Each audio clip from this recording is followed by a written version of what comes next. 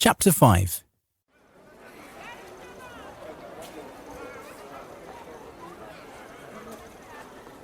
Eric Eliodam stood at the eastern edge of Waterton's market, watching the border city's bustling inhabitants. They bartered, sold, bought and haggled, and sometimes fought. Eric shook his head. "I hate coming here," Eric said, but needs and hunger often overcome hatred, and he needed to talk to Del Alzon again. Nearby, the fat merchant stood in front of his cart, rearranging his array of fruits and vegetables, making sure the most appetizing apples, pears and squash sat to the front. Eric skirted the edge of the market, avoiding most vendors, walking toward Del Alzon. "Fresh fruit," he called out, his voice deep and gasping. "The freshest vegetables, picked just this morning." The extra flesh that hung below his chin jiggled from side to side like a turkey's wattle every time he spoke, and his piggy eyes darted back and forth, seeking new targets. However, he didn't see Eric walk up behind him, seeming very unawares for a supposedly savvy border town merchant. Eric picked up an apple and turned it over in his hand. The side Del Alzon chose to face the crowd looked polished and clean, and bright yellow and red mixed in long streaks. But on the other side, Eric saw a large brown bruise, soft to the touch. He sniffled, and his nose turned up at the sickeningly sweet smell of rotten fruit. "Fresh indeed," he muttered.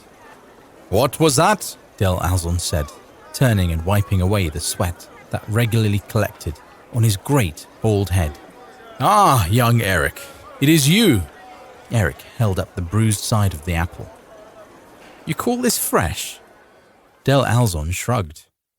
"If you can find better, you can have it." Eric dug through the apples, all stacked in neat rows in a wooden crate propped up at an angle by a stick. Eric finally stopped, grasped a smaller fruit, red with a single yellow spot on one side, and showed it to Del Alzon. The merchant presented a large hand with sausages for fingers, palm up. "Be my guest." Eric took a bite. Juice dribbled down his chin, collecting on his week-old stubble as he showed Del Alzon the crisp, white flesh below the apple's skin. "Truly a farmer's son," Del Alzon replied with a sigh. "To find a treasure amongst the rubbish." Del Alzon waddled to the back of his cart, his arms swinging out wide to miss his great girth. He grabbed 2 crates full of more fruit and vegetables and set them in front of the cart, gingerly bending over. And when his stomach finally got in the way with the second one, he dropped it with a crash. A few tomatoes spilled out of one crate, breaking and splitting against the cobbled road. Del Alzon just kicked them below his cart and wiped juice-covered hands on his apron that may have been white at one time. "So, young Eric, the other day you said you wanted to go east." "Yes," Eric replied. "At least my brother and cousin do." "And you?" Del asked. Eric shrugged. "I don't know. I've followed them this far." "Can you fight?" the man questioned, and Eric looked puzzled. "I think so," he replied, looking at his feet, then back at the merchant. "Yeah, sure. I've been in a few fights." "But have you ever fought with a sword?" "Well, no." Eric shook his head. "What's this all about?" Del Alzon didn't answer Eric for a while, setting about to arranging more fruits and vegetables, and shooing away nagging flies and children alike. "You say you want to go east," Del Alzon said.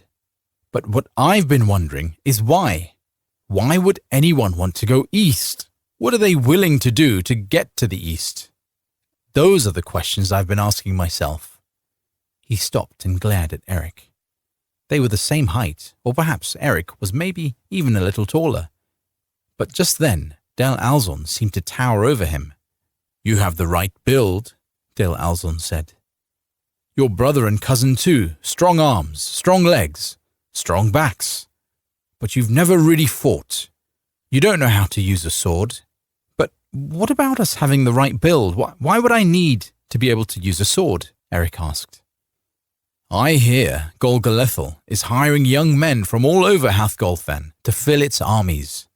Golgolethal is pushing further east, past the Giant's Vein, farther into Antolica. and the lands of Mechbadoon. Go on, encouraged Eric, as the shadowy look across Del Alzon's face dissipated under the high sun. For 3 years of enlistment, the Lord of the East offers regular pay and citizenship. So you think we should go off and be soldiers? If you can stomach it, Del Alzon replied. But with a little fighting experience, the fat man just shrugged. I can use an axe, Eric offered. A wood axe? Del asked. Aye, Eric replied. We all 3 can, and a knife and a bow. I suppose that would help, Del Alzon muttered as Eric pondered what the man had told him. 3 years, that doesn't seem so bad, I guess. I've already been gone too. 3 years of survival can seem like an eternity, Del said quietly, and Eric didn't know if the man meant for him to hear. Is the pay good? Eric asked. Better than you're earning now, Del replied with a knowing laugh. Then his round face turned serious again. And there is opportunity for booty. The spoils of war. A simple soldier can become a rich man, sifting through the pockets of the dead. Del Alzon's smile sent a shiver up Eric's back. But what about our lack of experience? Eric asked. They will teach you, Del Alzon said. How do you know? Del Alzon pulled the neck of his shirt aside and pointed to the tattoo on his upper chest of a closed fist clenching a black arrow with a red fletching and a red tip.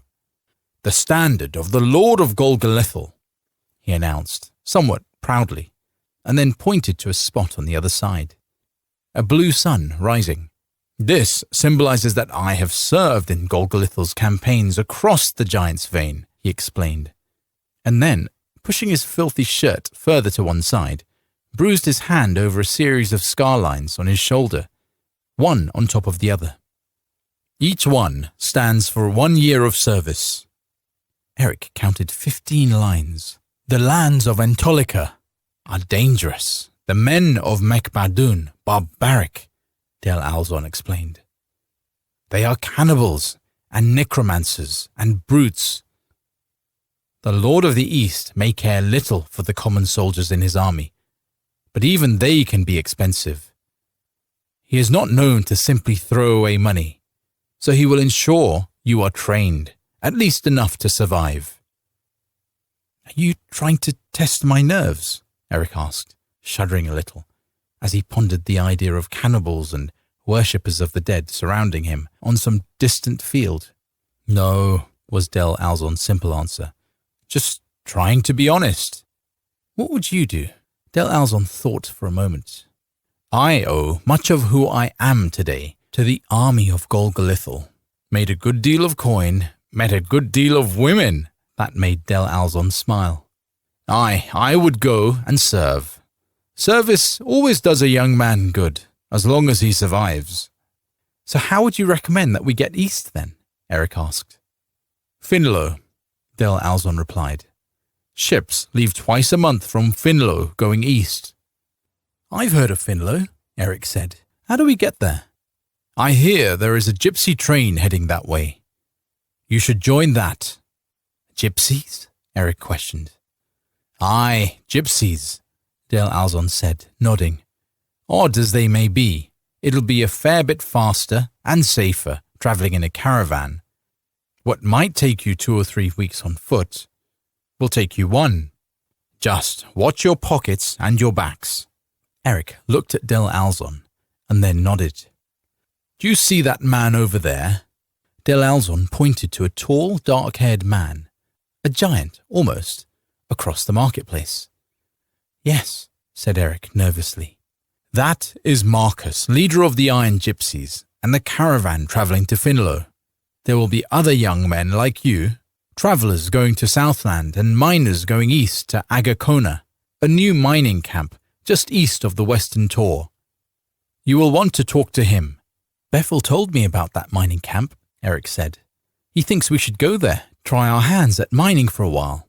Mining is a dangerous business, Del Alzon said. More dangerous than soldiering? Eric asked. Can be, Del Alzon replied.